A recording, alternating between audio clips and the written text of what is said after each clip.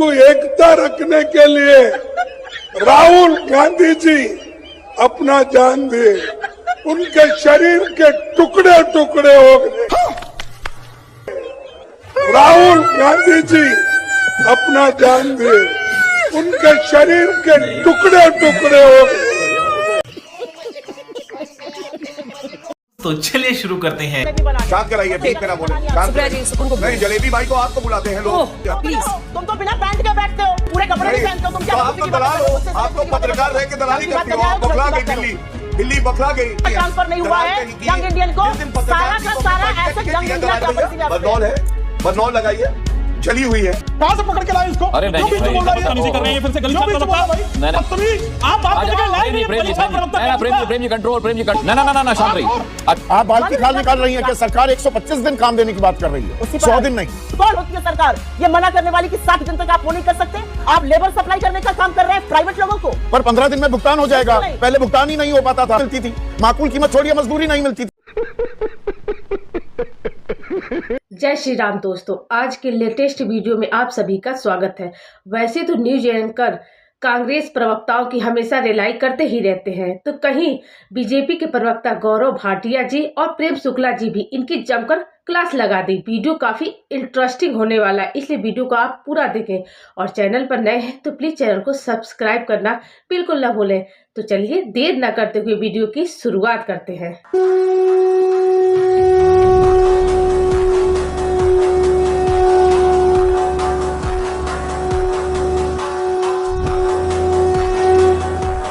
अदालत ने संज्ञान लिया होता तो इस मामले में गांधी परिवार को आरोपी के तौर पर तलब किया जा सकता था। अब ऐसा नहीं होगा। सोनिया गांधी और राहुल गांधी दोनों बेल पे बाहर है। Accuse number 1 Sonia Gandhi, accuse number 2 Rahul Gandhi. तीसरी बात जो बड़ी है, इस मुकदमे को खत्म कराने के लिए सुप्रीम कोर्ट तक सोनिया गांधी गई, मेरे हाथ में यह आदेश है, और सुप्रीम कोर्ट ने कहा प्रथम दृष्टया ये धोखाधड़ी, जालसाजी, 420 चीटिंग का मुकदमा दिखता है, इसलिए हम राहत नहीं देंगे। तो मेरा पहला तथ्य स्थापित हो गया कि जो धोखाधड़ी, जो देश से इन्होंने कहीं ना कहीं गद्दारी करी है, ये बड़ी अच्छी बात कही आप, करप्शन किया है, वो मुकदमा आज भी चल रहा है। और जो पवन खेड़ा कह रहे थे गैंग्स ऑफ गांधीनगर को बदनाम करते हैं, पूरा भारत तो ये कह रहा है डकैत of Italy, dacoits of Italy, ये है ये लोग, क्योंकि इनकी बेलगाड़ी है। सोनिया गांधी भी बेल पे, राहुल गांधी भी बेल पे, रॉबर्ट वाड्रा भी।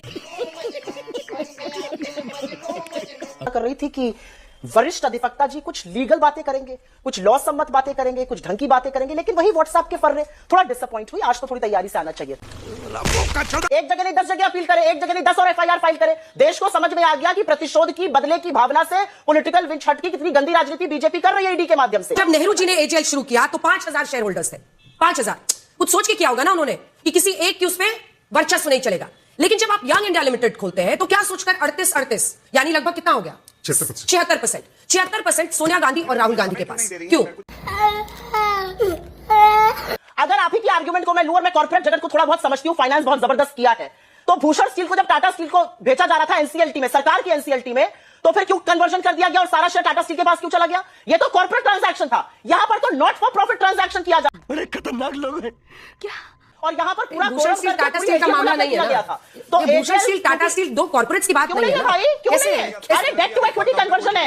अरे भैया, गौरव जी जवाब कन्वर्जन है। गौरव जी जवाब बात है, आपको ये आर्गुमेंट मानना पड़ेगा। आप लोग ना समझे वो अलग बात है, आपको ये आर्गुमेंट मानना पड़ेगा। चलिए अंजना जी शांत कराइए। तो कैसे गलत आर्गुमेंट दी जाते हैं। कह रही है 2015 में मिस्टर कटोच ने कहा कि इस तरह से कार्रवाई हुई और ये नहीं होनी चाहिए थी। मैं 2016 में सुप्रीम कोर्ट का ऑर्डर लेके बैठा हूं। सुप्रीम कोर्ट ने कहा प्रथम दृष्टया ये है धोखाधड़ी, इसलिए केस चलेगा। बीच पे ना बोले, शांत कराइए, बीच पे ना बोले, शांत कराइए। आपने अपनी पूरी बात कही, उनको नहीं, जलेबी भाई को आपको बुलाते हैं लोग। हरियाणा में आप जलेबी तो बना रही थी। मैं हमेशा टाइम देखती हूँ कि कितनी देर के बाद ये शुरू होगा। प्लीज, तुम तो बिना पैंट के बैठते हो, तुम क्या बेवकूफी की बातें कर रहे हो? तुम पूरे कपड़े नहीं पहनते हो, तुम क्या आप तो दलाल हो, आप तो पत्रकार रह के दलाली करते हो। आप बखला गई दिल्ली बखला गई। झूठा कौन? कांग्रेस की प्रवक्ता, बिना पढ़े लिखे चर्चा में कभी ना आना, क्योंकि बीच में ना बोले, अंजना जी बीच में ना बोले, बीच में ना बोले, कोई बात नहीं। की बातें करते हैं अधिवक्ता, तो आप कैसे, वो तो सारी दुनिया जानती है, आपको कॉर्पोरेट की भी थोड़ी बहुत समझ नहीं है। यहाँ पर कहा गया ऐसा ट्रांसफर नहीं हुआ है यंग इंडियन को, सारा का सारा ऐसा यंग इंडिया के पास ही है। टॉपिक अधिवक्ता होकर महामूर्खता की बातें कर रहे हैं। बदनौल है, बदनौल लगाइए, जली हुई है। सवाल यह है कि जब नेहरू जी की नाम पर योजना को आप ही की सरकार में बदल करके गांधी जी के नाम पर किया जा सकता है, तो क्या वो सनक थी? प्रेम शुक्ला पूछ रहे हैं, क्योंकि प्रियंका जी का सवाल था कि नाम बदलने की सनक समझ से बाहर है। अनुराग जी देखिए, प्रेम शुक्ला जी और उनकी पार्टी जो है, इसमें कोई दो राय नहीं है, बच्चा बच्चा जानता है कि वो गांधी विरोधी पार्टी है। जो गोडसे की मानसिकता वाले लोग हों, जो गोडसे के विचारधारा वाले आराध्य राम के ऊपर नाम रखा है उन्होंने। आपने एक मिनट, मैंने तो बोलना ही शुरू किया अभी। नहीं, आप बोलिए जब तक। प्रेम शुक्ला जी ने बोला, आपने उनसे काउंटर क्वेश्चन पूछा, कम से कम बीच में मत बोलिए, उसके बाद काउंटर क्वेश्चन करिए। अच्छा, हमको सिखा रिया है। क्वेश्चन तो मैंने प्रेम जी से बिल्कुल किया, आपने बीच में मत टोकिए। आपने देखिए, आप जो गांधी की विचारधारा वाले लोग हैं, जैसे कि हम लोग हैं, उनका हमेशा विरोध करते हुए इनकी पार्टी आई है। आरएसएस और भाजपा ने हमेशा गांधी का विरोध किया है और वो गोडसे का समर्थन किया है। अब क्या बात है सारी, आप देखिए कि ये बहस को अटकाना चाहते हैं, ये सिर्फ नाम चेंज करने में। आप कर लीजिए, आपने 100 स्कीमों का नाम जो कांग्रेस पार्टी ने लॉन्च की थी, जो यूपीए ने लॉन्च की थी, जो जनहितकारी योजनाएं थी, उनका नाम चेंज करने का काम भारतीय जनता पार्टी ने बखूबी तरीके से किया है। जो लोग अपना काम नहीं कर सकते, वो दूसरे की ही नकल कर ले और उसका नाम चेंज करके अपनी कॉपी मास्टर को दे दे। यही काम भारतीय जनता पार्टी ने हमेशा किया है। रुको जरा, सबर करो। अब गांधी परिवार के बच्चों की कह तो रहे जब उनके राहुल गांधी प्रियंका वाड्रा की ट्यूशन ठीक नहीं है, तो प्रवक्ताओं की ट्यूशन कहां से ठीक रहेगी? उनको जो है बीच में मत बोलिए, मैं आपके बीच में नहीं बोल रहा था। ये बदतमीजी मत कीजिए, आप अच्छी रील बनवा लेंगे। ये बदतमीजी मत कीजिए, मैं आपको देख रही हूं, बदतमीजी शुरू हो गई। आप बच्चे कर रहे हैं, लोगों लीडरों का नाम देख रहे हैं, तो आप जो है बौखलाए पड़े थे। अनुराग मुस्कान जी काउंटर बताइए, उन बंगाल के जो मजदूर हैं उनको बकाया बमक रहे थे आप, हजारों करोड़ रुपए का बकाया दे रहे हैं, उनका पूरा कर रहे हैं। बताइए इस बात को। बकवास का उत्तर देने के लिए मैं यहाँ नहीं आया हूँ। ये देखिए, बकवास बता रहे हैं, फैक्ट्स को बकवास बता रहे हैं। इनकी ट्यूशन व्हाट्सएप पे चलती है, इसलिए इनको जो फैक्ट्स हैं वो बकवास लगते हैं, पढ़ के नहीं जाते। कौन समझाया, कहां से पकड़ लाए हैं आप इसको? जनता पकड़ के बीच में जो है बिचौलिया जो है मनरेगा के मजदूरों के नाम पर कार्ड बनाकर पैसे खा जाता था। और ऐसे एक तो नहीं, हजारों मामले सामने आए थे जिसमें मनरेगा का फर्जीवाड़ा चलता था। आदरणीय नरेंद्र मोदी जी के कार्यकाल में उस पूरे फर्जीवाड़े को रोक दिया गया। आज इस जो योजना में, अभी जो नई योजना आ रही है, इसमें पहले 15 दिन के बाद भुगतान की जो व्यवस्था थी, ये सप्ताह भर के भीतर आपको भुगतान की व्यवस्था करनी है। तो लगातार उस योजना को संशोधित करके, सुधार करके मजदूरों के अधिकार संपन्न बनाने का कार्य किया जा रहा है। और विकसित भारत, उसको योजनाओं के साथ, विकसित भारत की योजनाओं के साथ मनरेगा को जोड़कर समय दिया। मेरे से आप जो है बहुत सारे ऐसे योजनाएं थी, जो खुदा हुआ तालाब है वही खुदाई की जा रही थी, ऐसी दुर्दशा का शिकार था। फिर बीच में बोलने लगा, क्या तरीका भाई है? कहां से पकड़ के लाए इसको? अरे नहीं, बीच में बोल रहा है, कर रहे हैं फिर से गली छाप रहा भाई। नहीं, आप दोबारा शुरू कर रहे हैं, फिर बदतमीजी कर रहे हैं। मैं इससे बात नहीं कर रहा हूं, क्यों बात करने के लायक नहीं है? बदतमीज आप बात करने के लायक नहीं है। प्रेम जी कंट्रोल, प्रेम जी नाम पर हल्ला काट रही है। 100 दिन काम मिलता था, 125 दिन काम मिल जाए।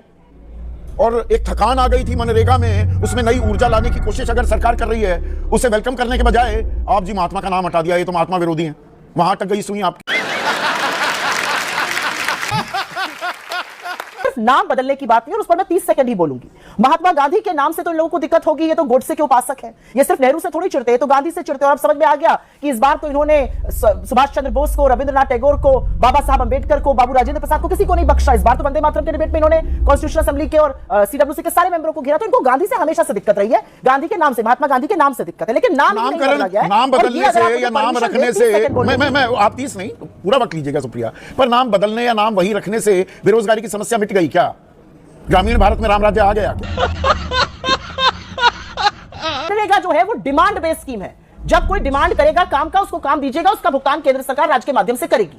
अब वो डिमांड हटा दी गई है। अब अगर फंड खत्म तो काम खत्म, ये बात समझनी जरूरी है। मतलब आप ये कह रही है, एक मिनट सुप्रिया, आप ये कह रही है मनरेगा में एक कोई भी ग्रामीण काम मांग सकता था जाके सरपंच से कि भाई मुझे काम दो, मुझे काम चाहिए। अब काम नहीं मांगा जा सकता, आप ये आरोप लगा रही है?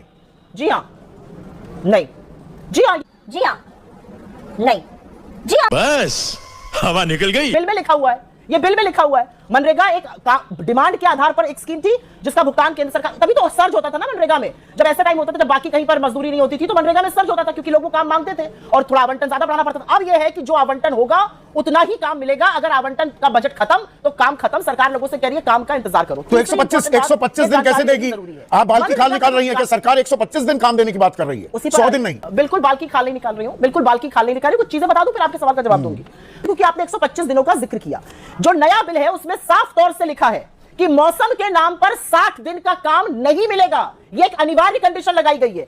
सरकार लोगों से कह रही है काम मत करो, कमाओ मत, इंतजार करो। नहीं, वो तो अच्छी बात है ना। ना सुप्रिया, जो कटाई बुआई का खरीफ और रबी का मौसम जो होता है, उस वक्त अगर मनरेगा का काम चल रहा होता है गांव देहात में, मैं गांव देहात से ही आता हूं, वहां पर मजदूरी की इतनी बड़ी विकराल समस्या हो जाती है। आज की तारीख में गन्ना कट रहा है तो एक पूरी काटने के 50 रुपए लग रहे हैं, 50-55 रुपए।